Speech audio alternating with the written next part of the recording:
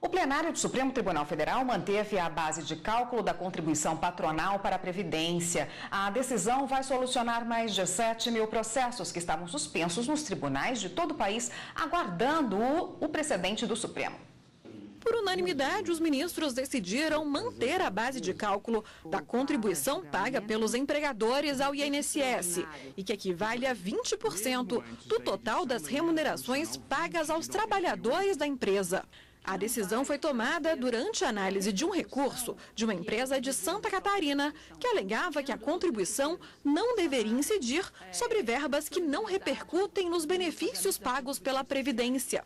O relator, ministro Marco Aurélio, votou pelo desprovimento do recurso, entendendo que a contribuição previdenciária paga pelo empregador deve incidir sobre todos os ganhos habituais do empregado, como salário, 13º e férias. No próprio requerimento veiculado na inicial, menciona-se o pagamento habitual das parcelas citadas, buscando se afastar, mesmo diante do artigo 201, a incidência da contribuição.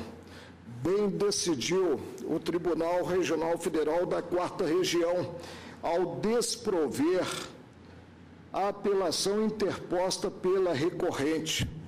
Improcede um inconformismo articulado no recurso extraordinário, que assim merece o mesmo resultado, o desprovimento. Todos os ministros acompanharam o voto do relator. Me parece que seria incongruente que a contribuição previdenciária patronal acabasse por incidir, tivesse uma base econômica mais restrita que a contribuição devida pelos empregados. Mesmo antes da edição da Emenda Constitucional 20 de 98, já era possível extrair da Constituição que a regra de competência para a instituição da contribuição não estava adstrita ao conceito trabalhista de salário. Ao contrário, é a própria Constituição que estabelece que os valores habituais pagos ao empregado devem ser incorporados ao conceito de salário para efeito de contribuição previdenciária. Portanto, os pagamentos habituais sempre foram considerados para fins de base de cálculo da contribuição, extrapolando o conceito puramente trabalhista de salário. O parágrafo 11º do artigo 201, complementando essa interpretação quase que literal, sem grande esforço exegético, dispõe que, no artigo 201, a Previdência será organizada na forma de regime geral, de caráter contributivo. Nesse caso, nós estamos discutindo sobre o âmbito da solidariedade e de que ela se comporá, de que parcela os ganhos habituais do empregado, a qualquer título, serão incorporados ao salário para efeito de contribuição previdenciária. Concordo também com o que foi aqui afirmado pelos eminentes pares, e no sentido de que a solidariedade haverá de ser interpretada tal como se põe, ou seja, é preciso que haja a compreensão de que a sua sustentabilidade depende da hermenêutica constitucional que busca o resultado, sustentabilidade do sistema para a garantia deste princípio. Ao final do julgamento, foi firmada a tese de repercussão geral, que deve ser seguida por todos os tribunais do país ao analisarem casos semelhantes. A contribuição social a cargo do empregador incide sobre ganhos habituais do empregado, quer anteriores ou posteriores à Emenda Constitucional número 20 de 98. A decisão vai solucionar aproximadamente 7.500 processos que estavam suspensos no judiciário de todo o país, aguardando o precedente do Supremo. Para falar sobre a sessão plenária de ontem, está aqui no estúdio a consultora jurídica da TV Justiça, Gisele Reis. Boa tarde, Gisele. Olá, Érica. Boa tarde a todos. Gisele, o que a empresa pretendia? A empresa pretendia ficar livre dessas contribuições previdenciárias em relação a determinadas verbas que incidem sobre o salário do empregado.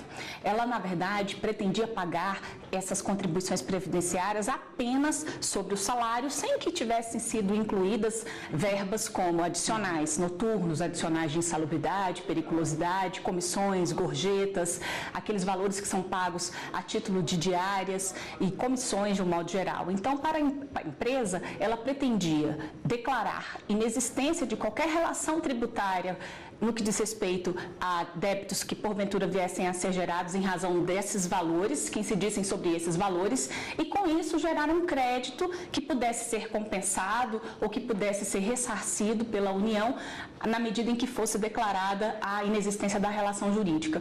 No entanto, por unanimidade, os ministros do Supremo Tribunal Federal, acompanhando o voto do ministro relator Marco Aurélio, entenderam por bem negar o recurso da empresa, fixaram a tese, no sentido de que essas contribuições previdenciárias, elas devem incidir, sim, não só sobre o salário, mas sobre tudo aquilo que vier a ser recebido pelo trabalhador, incluindo essas verbas habituais que acabam compondo a remuneração do trabalhador. Gisele, quem paga essas contribuições? A Constituição Federal estabelece lá no capítulo destinado à Seguridade Social, o artigo 195 em especial, que a Seguridade Social ela é financiada por toda a sociedade e que tem recursos, inclusive dos estados, da União, do Distrito Federal, dos municípios, e também a verba que compõe essas contribuições, elas são provenientes das contribuições sociais. A verba que compõe, todo o acervo da Seguridade Social, ela também vem a partir das contribuições sociais.